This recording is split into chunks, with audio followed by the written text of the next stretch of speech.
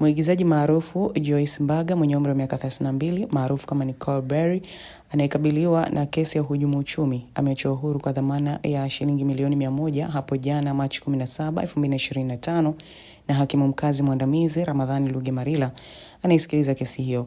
Nicole alipandishwa kizimbani katika mahakama ya hakimu mkazi Kivukoni inayoketi Kinondoni Jumatatu Machi 10, 2025 akikabiliwa na kesi ya uhujumu uchumi kutokana na kupokea amana kutoka kwa umma bila kibali cha Benki Kuu.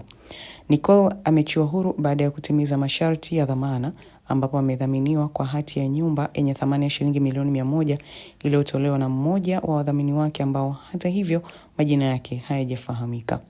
Endelea kufuatilia mtandao wetu wa kijamii ya Instagram, Facebook na X kwa jina la Sat Media, lakini pia usahau subscribe channel yetu ya YouTube kwa jina la Sat Media. Mimi ni Jacqueline Martin.